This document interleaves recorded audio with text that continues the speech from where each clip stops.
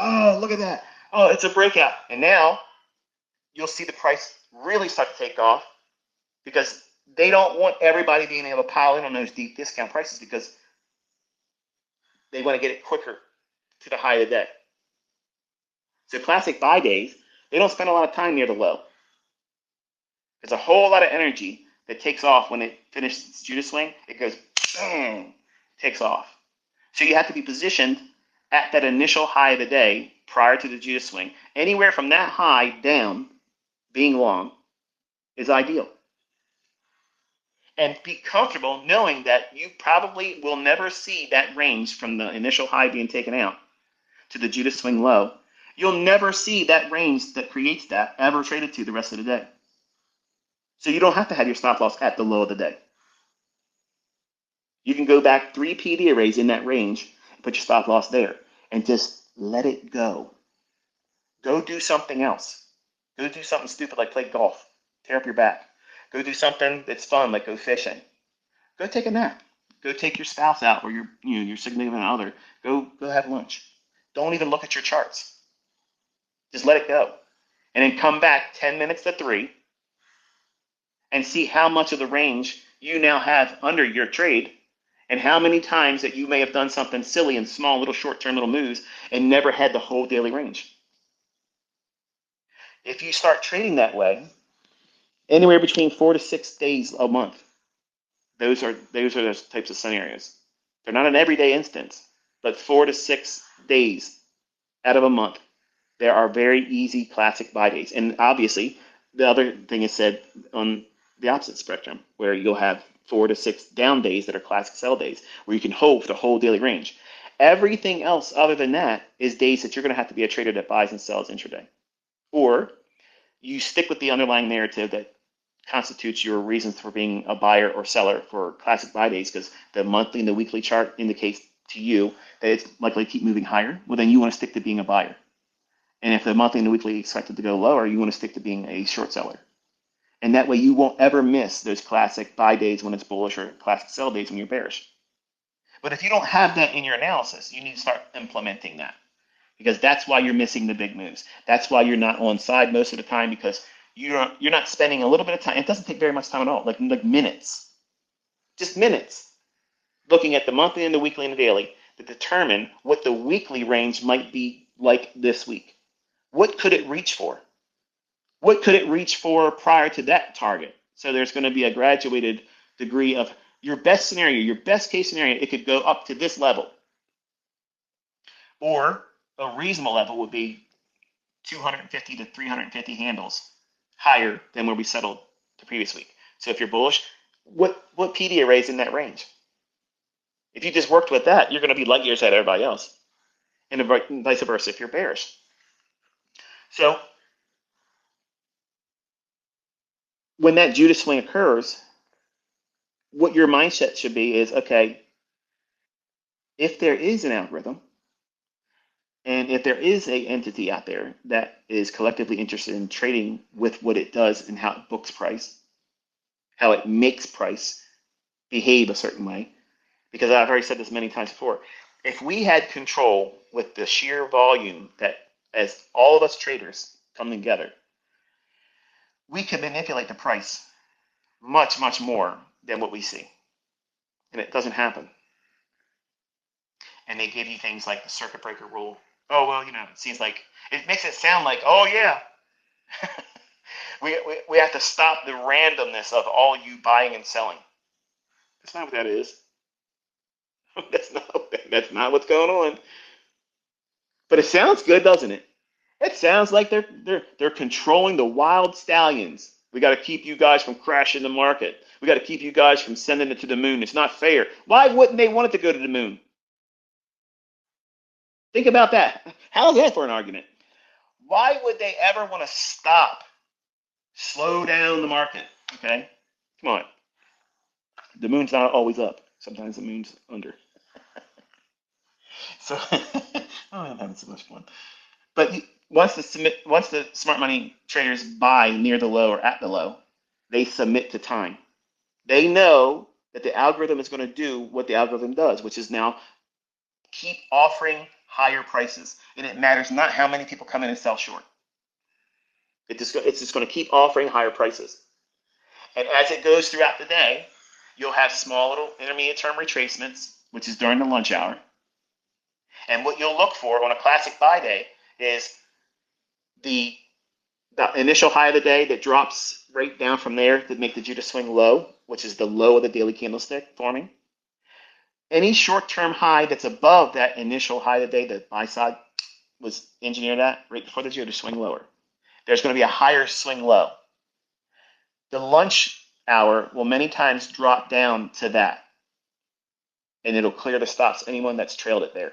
And it won't return to the high of the Judah swing. But classic support resistance traders will think it's going to go there. It won't. And usually in between that initial high and the low that forms in a lunch hour retracement, there'll be some kind of a fair value gap that stays open, and that's a breakaway. That's a breakaway gap. So I'm fleshing out the entire daily range for you. And don't take my word for it. Go back and look at classic 5 days, and you'll see these things are there. And that can only be there because it's driven by an algorithm. That means it's running a script. It does these things. It's been coded, and it's astonishing. It's astonishing when you anticipate and you see it happening. And it's a weird feeling. It makes you feel like I shouldn't know this. Like I should not know this. Like it feels like a dreamlike state. It feels like you're in a dream because what you're seeing happen, you anticipated it. And then you're seeing it. And then when you get good at anticipating it, then you can execute on it. And then what do you do with that? The whole field of dreams is in front of you then. You'll still have losing trades. You'll still get stopped out on days you think it's a classic buy day or a classic sell day, but that's okay. If you stick with this logic, it'll serve you well in your pursuit. Market making is not dealing. I have dealers in my mentorship. I have students that were ex quote unquote market makers for a options desk at so-and-so brokerage, large institute. I'm not going to say their names, but you would know them unequivocally. You would know, like, these are big name industries, and they're large institutions. And since learning from me, a lot of them have come forward and they're like, listen, in confidence, I'm telling you this, so please don't say who I am or whatever, but this is the facts, okay? These same individuals have admitted that while they were being a dealer and their title was called market maker, they were a market maker at the, I have to be careful because if I say it, I've broke my promise to them. But let's just say at a specific options desk, okay, they are the market maker for that options desk, for that trading firm. And they admitted that they had no idea what price was going to do, but they were offering the mechanism of putting buyers and sellers together at that institute or that firm. That's not market making. You're dealing. You're dealing in a price feed that you don't control, period. And that's not what I say or mean when I say a market maker.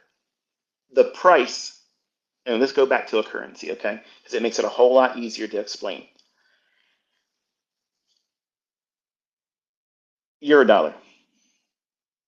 Okay, so the euro, when you're buying and selling euro, when the move's going up, that move up was not instigated or propelled by buyers.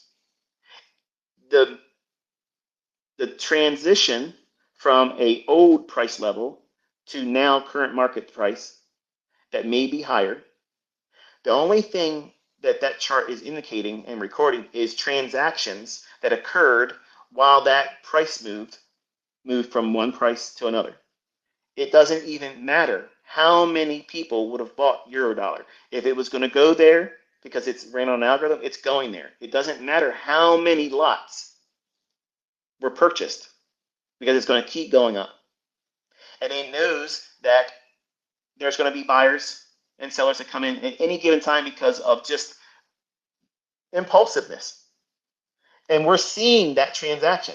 But what you've been told and been lied to about is that's what caused the market to go up there. Look at a commodity market. Okay, look at a commodity market, and when you look at the volume of that market and look at the price runs that occur there, you'll see price runs that have X amount of contracts that cause a rally up. And then it retraces down. And then there's another rally that happens later on. It's faster. It gets to a higher high faster, but it does it on very, very, very low volume. Why wouldn't it have at least the same amount of volume that the first leg did, if not more, because it moves faster?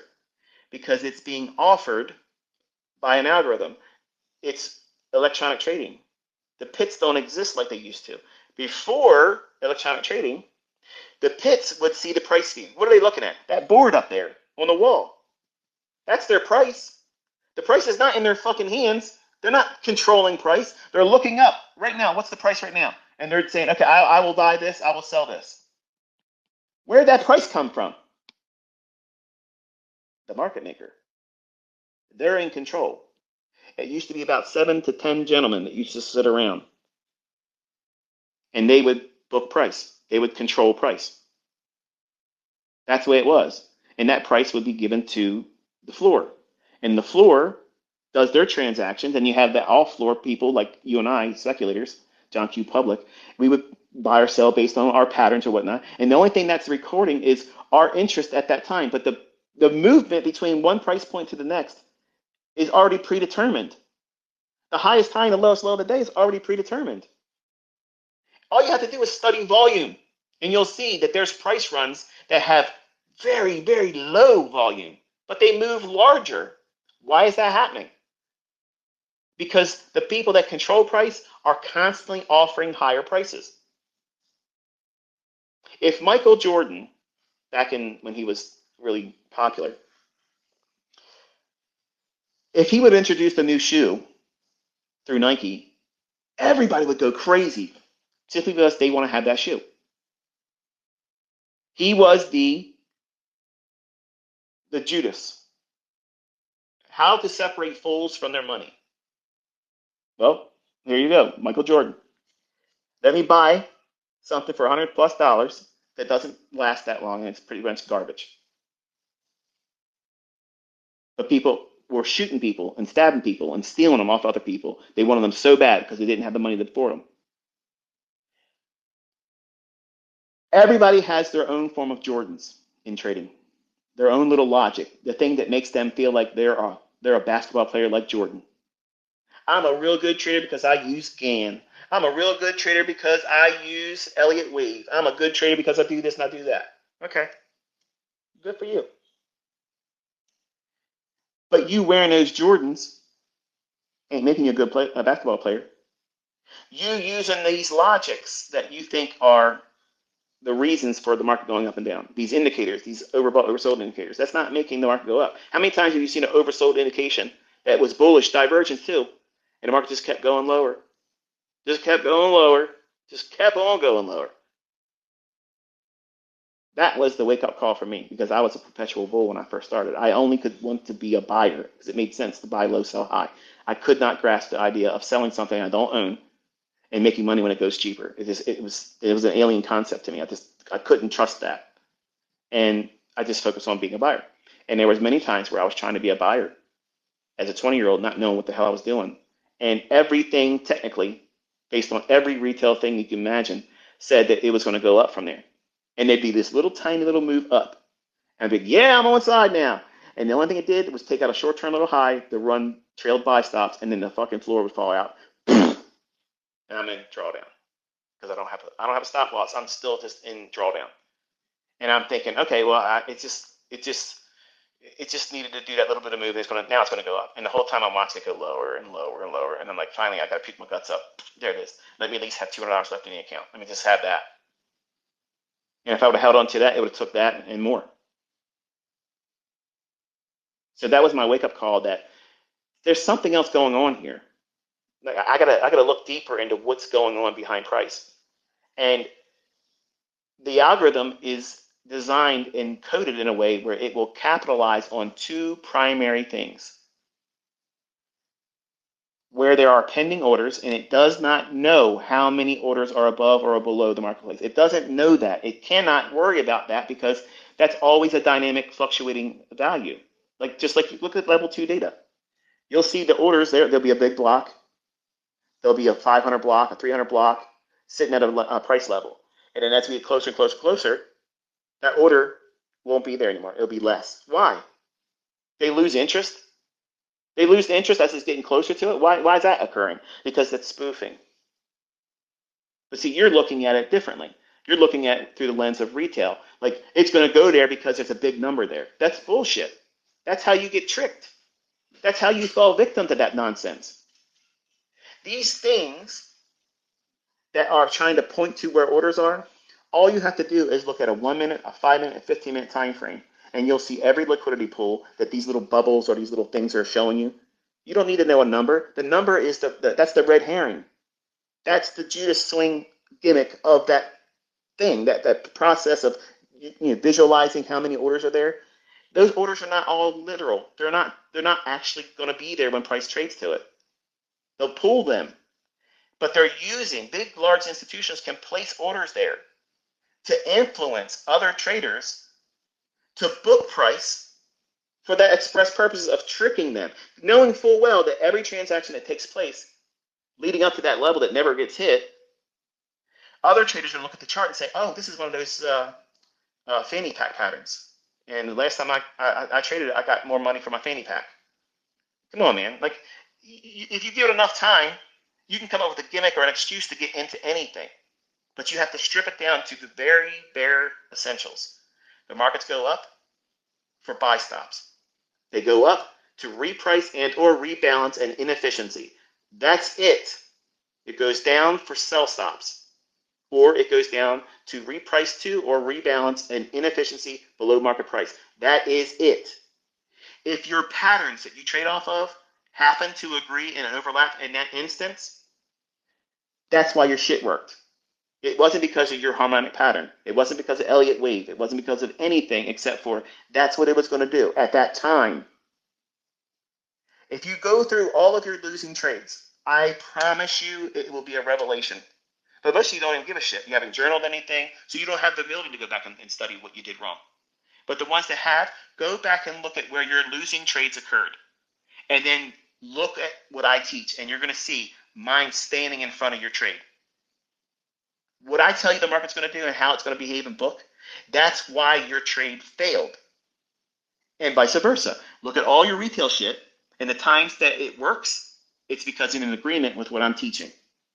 And I know damn well that's narcissistic, isn't it? That's arrogant as shit. You're damn right, because it's the truth. That is the truth. And when you stop paying attention to all these gimmicks and you stop being this team mentality, VWAP team, volume profile team, VSA, supply and demand, they're all bullshit. None of that stuff makes price go up and down. Zero. You're not going to tell me the tick of the entry to get in at, which is the highest of the candlestick. You're not going to get out the lows. You're not going to trade like me. You're not going to get like that. You ain't going to get it like that. Not in any of that other Mickey Mouse shit. You're not going to. Because if any of you could have done it, you'd be doing it already. Why am I still out here barking and then nobody's coming forward and saying, here's the shit that beats your stuff? Shut the fuck up, Michael. It's still not happening. That's what's entertaining. Like, you would think, seriously, you would think. Come on. I want to fucking see it. But it ain't there. But they'll come in and they'll make little remarks to try to discourage you. Because they know they can't beat it. And they can't stand it in their own skin. Seeing that they can't beat it. They can't make an excuse for how I'm able to do it. So the easiest thing is, oh, you're a fraud. Oh, you're this and that. But how do you claim that? When I have transferred the information to students that now are using it too. And now you said I would never live stream and trade. I'm doing it in front of you. With precision elements that you can't copy in anything else. So market making is the mechanism that these algorithms book price under. There is no market maker person that's dealing between two price points that makes price. No. Absolutely not. That is a dealer, but they have been miscalled as a market maker. They are not controlling price. They are not going to deliver the high and the low of the day before it happens. They're not going to give you the logic. And every single one of the people that used to be called market makers in the financial world that are now students of mine, they all collectively said the same thing. They had no idea what the fuck price was doing. They just were dealing at that price at that given time.